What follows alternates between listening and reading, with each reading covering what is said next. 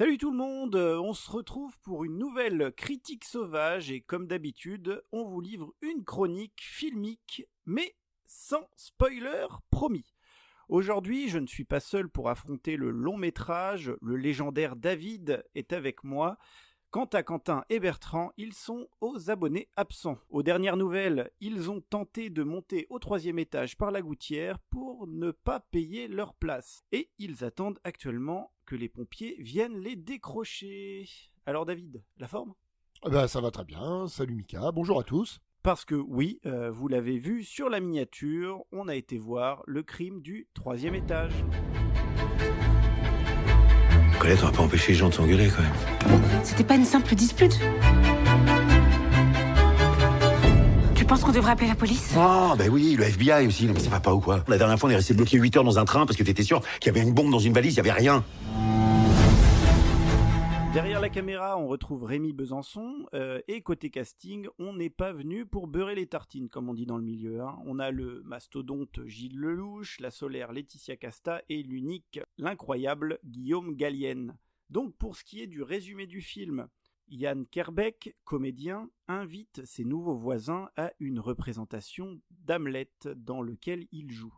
François, écrivain de romans policiers historiques, n'est guère enthousiasmé par l'idée, mais sa compagne Colette, spécialiste d'Alfred Hitchcock, le convainc de ne pas laisser passer cette occasion d'une sortie. Au retour du spectacle, elle est témoin d'une scène dans l'appartement en vis-à-vis dans lequel logent désormais Yann et son épouse. Colette est persuadée d'avoir été témoin d'un crime en regardant par sa fenêtre sur cour. Mais trêve de bavardage, place à nos avis. David, je te laisse ouvrir le bal. Qu'est-ce que tu as pensé de cette petite fenêtre Hitchcockienne ? Oui, tu viens de le dire, tu viens de prononcer l'adjectif Hitchcockien, et le film l'est incontestablement, mais il l'est intelligemment. On aime bien souvent comparer des films à suspense, qu'ils soient français ou d'autres provenances en termes de pays. On aime bien souvent citer les références à Hitchcock, plus ou moins assumées. Là, elles le sont carrément, parce que, alors, encore une fois, sans spoiler, le nom de Hitchcock revient très régulièrement dans le film. Il y a quand même un clin d'œil totalement transparent au maître du suspense à un moment donné, à travers un artifice artistique par ailleurs discutable, mais ça je laisserai chacun en juger, mais peu importe, le débat est pas là. Ça donne lieu à des très belles séquences de suspense. Je pense entre autres à l'espèce de gros climax du film, qui est non seulement un gros hommage à Fenêtre sur cour, mais en même temps, dans sa construction, il y a une espèce on décortique le suspense selon le point de vue d'Hitchcock, tout en assistant à une scène de suspense en montage en parallèle. Je trouve que ça c'est assez réussi. Les clins d'œil au cinéma d'Hitchcock sont extrêmement nombreux. On a jusqu'au travelling compensé de Vertigo, ces fameux travelling avec un mouvement avant tout en ayant un autre mouvement arrière dans le même temps. Ça, c'était dans l'escalier, et puis pour simuler le vertige de James Stewart dans le film d'Hitchcock, il y a un plan qui fait ouvertement référence à ça dans le film. Il y a un caméo d'un personnage à un moment donné dans un hall, alors je sais plus si c'est un hall d'hôtel ou un hall de restaurant. Oui, c'est ça, oui. Clairement, c'est un clin d'œil au caméo que Hitchcock faisait dans ses films. Il y a des dialogues qui font carrément référence. Mais vous, vos Hitchcock préférés, c'est lequel? Moi, c'est celui-là, etc. Un échange à un moment donné entre Guillaume Gallienne et Laetitia Casta. Donc là, c'est ouvertement fait et c'est plutôt intelligemment fait, je trouve. Alors, il y a un autre truc que j'aime bien dans le film, moi, c'est, tu me diras, Mika, ce que t'en penses, c'est clin d'œil au roman qu'écrit Gilles Lelouch. Il est donc écrivain, tu l'as dit. Et d'ailleurs, dès la séquence d'ouverture du film, on assiste à une séquence historique, puisqu'il écrit des romans policiers historiques, où il se met en scène, enfin, le personnage qu'il met en scène, c'est lui-même, c'est Gilles Lelouch qui joue le personnage, Laetitia Casta jouant le protagoniste féminin à ses côtés. Et ça, on a droit à plusieurs passages disséminés dans le film, où on rentre dans l'imaginaire de Lelouch, l'écrivain. Et je trouve ça assez intéressant parce qu'on aurait presque envie de voir un prochain film qui mettrait en scène les aventures de son personnage. Parce que je trouve que c'est assez réussi visuellement. Visuellement c'est assez réussi, c'est plutôt entraînant, il y a un rythme assez sympa dans ces petites séquences. Il y a un humour qui est pas déconnant du tout, qui fait même du bien. Et puis du coup, on aimerait bien effectivement aller un peu plus loin dans cet imaginaire. Donc moi j'ai trouvé ça très sympa et justement je vais rebondir justement sur Gilles Lelouch.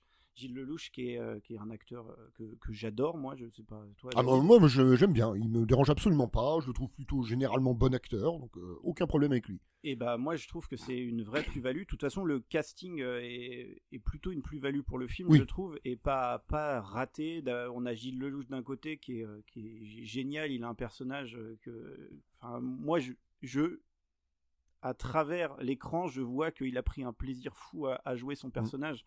Il est drôle, il est maladroit, il est touchant par oui, carrément. certains trucs. Quant à Laetitia Casta, pardon.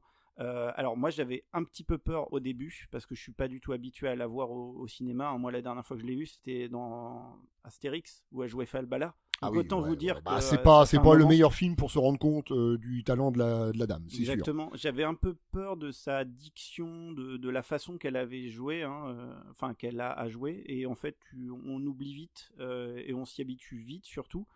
Et puis c'est leur alchimie avec Lelouch est plutôt sympathique à voir à l'écran. Le binôme fonctionne très bien. Enfin, puis que dire de Guillaume Gallienne. Lui est vraiment excellent, mais bon, lui, voilà. Déjà, il a une voix, lui. Moi, quand je l'entends à la radio, déjà, j'aime énormément la voix de Gallienne. Puis là, il joue un personnage extrêmement ambigu, etc. Il y a pas de savoir, il y a sa gueule. Mais sa gueule et puis sa prestance. Il est unique. Il est unique comme certains. Et vraiment, ces trois personnages apportent vraiment au film. Enfin, en même temps, s'ils apportaient rien au film, le film, il resterait que le scénario qui est très bien écrit, comme tu l'as dit. C'est bien construit, on tombe pas dans le pathos du je cite du Hitchcock pour citer du Hitchcock. Parce que nous on a eu la chance de voir Fenêtre sur cour ensemble, David, avant d'aller voir ce film. Oui, le hasard a fait que j'ai revu pour la énième fois Fenêtre sur cour. Toi c'est pareil, c'était un revisionnage aussi, de toute façon. C'était au moins la troisième fois que je le voyais.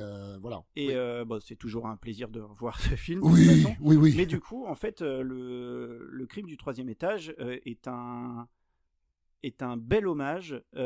Parfois, il y a certaines scènes qui sont remakées de façon très intelligente, d'ailleurs. Non, franchement, le produit de base a été très bien digéré et ce qui nous en est montré, en tout cas, de ce qui a été digéré, c'est super cool visuellement, c'est fun. Quand on doit serrer des fesses, on serre des fesses. Ah oui, parce que le suspense fonctionne très très bien, moi je trouve. Exactement, parce que Guillaume Gallienne n'est pas forcément physiquement très impressionnant, mais en fait, non, mais il dégage quelque chose. Ce qu'il dégage dans son regard, dans son jeu. Waouh! Ouais, franchement, il y a vraiment quelque chose. Il y a les clins d'œil vont jusqu'à la petite musique, la petite ritournelle de la série Alfred Hitchcock présente. Bon, moi j'ai trouvé ça assez amusant, puis on l'entend plusieurs fois, je crois. Donc voilà, les clins d'œil sont nombreux. En termes de citation, il n'y a pas que Hitchcock. On a mentionné tout à l'heure les séquences historiques où on rentre dans l'imaginaire de Gilles Lelouch. Moi, ça m'a vachement fait penser au film Le Magnifique. Avec Belmondo, où on a le même procédé, on rentre dans les romans qu'écrit le personnage de Belmondo, et il y a un fonctionnement assez proche. Et puis le ton est proche lui aussi, parce qu'il y a une espèce de légèreté tout du long, parce qu'on est quand même dans un film policier. Moi, je trouve que c'est un film à suspense, appelons ça comme on veut. Mais il y a ce petit ton léger, hein. Tu as dû le mentionner tout à l'heure, Mika. Mais ce qui est déjà présent d'ailleurs dans Fenêtre sur cour. Fenêtre sur cour, c'est un film à suspense, le film d'Hitchcock, mais il y a une légèreté, il y a une liberté de ton, d'humour, etc., qu'on retrouve dans le film, là, Le crime du troisième étage. Donc l'hommage est vraiment complet, intégral, et plutôt bien fait. Et puis c'est rythmé, il n'y a pas de scène inutile. Le film, en plus, a une durée standard, on est autour d'1h45. Oui, il me semble, oui. On est sur quelque chose de vraiment bien construit. Alors bon, les critiques sont partagées. Il y en a des bonnes, il y en a des beaucoup moins bonnes. Moi, je trouve que le film, alors je vais même pas dire il mérite de l'indulgence parce qu'il n'y a pas besoin d'être indulgent. Le film, je le trouve réussi. C'est une vraie proposition de Cinoche. Alors aussi bien de cinéma un peu à l'ancienne, mais ça reste très moderne. Hein. On utilise le téléphone. D'ailleurs, il y a l'utilisation d'objets, tout ce qu'il y a de plus high-tech. Hein. Quand Lelouch se rend dans la petite boutique là des gens qu'il connaît. La fameuse scène avec les lunettes, j'en dirais pas plus. Ouais, c'est très drôle. Elle est à la fois lunaire. Parce qu'en fait, ça se voit. Oui. Enfin, le but de cette scène se voit. Et ils en jouent à fond. Et en fait, c'est très intelligent. Il y a aussi, il n'y a pas que tu le disais, il n'y a pas que des hommages à Hitchcock ou quoi. Non, ça s'arrête pas à ça. Il y a du James Bond, il y a même du Kubrick. Oui, c'est vrai. À certains moments. C'est vrai. Bon, après, on vous dit quelques références, mais vous jouerez à Où est Ouais, Charlie ouais, en regardant le film. Parce c'est vraiment du film. Quand on est cinéphile, je pense qu'il y a une espèce de petite plus-value. Alors, si on n'a pas les références, ça ne gêne absolument pas la compréhension du film, bien sûr. Mais alors, quand on est cinéphile, c'est un petit régal supplémentaire. Bon, alors évidemment, ça m'a évidemment complètement parlé. Mais non, je trouve le film très ludique dans sa construction, très sympa. J'adore le le ton. réalisateur, il a dû se palucher en se disant je vais pouvoir filmer un truc comme ça, génial. Donc voilà, il a mis tous les tropes qu'il devait aimer à fond des films qu'il adorait. Et c'est ça qui est bien, c'est qu'il il se concentre pas juste sur Alfred Hitchcock et son cinéma. Il y a vraiment un truc qui a été fait, et en plus il y a une espèce de, comme ça se passe tu le disais tout à l'heure, en 2025 ou 2000. Ah oui, le film est contemporain, hein. Oui. À notre époque. Donc en fait, il joue avec les codes, il les réadapte, et c'est très intelligent. Voilà. Ouais, voilà. Donc une réflexion sur le suspense, un moment de détente très agréable avec des super comédiens. Autant dire que, même si nous ne sommes que deux, donc équipe à moitié réduite de la Horde, on le conseille largement. Voilà. Donc on espère que cette petite immersion dans le crime du 3e étage vous a plu. Si vous avez passé un excellent moment avec David et moi, n'oubliez pas de lâcher votre meilleur pouce bleu, allez-y. Et surtout de vous abonner pour ne pas rater les prochaines critiques sauvages qui vont arriver, sachant qu'il y en a une qui arrivera bientôt, voire peut-être plusieurs. Ouais. Mais il y a aussi d'autres formats sur la chaîne que vous pouvez aller découvrir. Qu'est-ce que j'ai à dire de plus ? Si vous avez vu le film, n'hésitez pas à nous le faire savoir dans les commentaires, et surtout de nous dire votre avis. D'ailleurs, si vous n'êtes même pas d'accord avec nous, mettez-le nous, on fera un plaisir de débattre avec vous, ça peut être sympa. Et puis, il me reste plus qu'à vous dire à la prochaine pour une nouvelle critique sauvage. Salut ! Salut !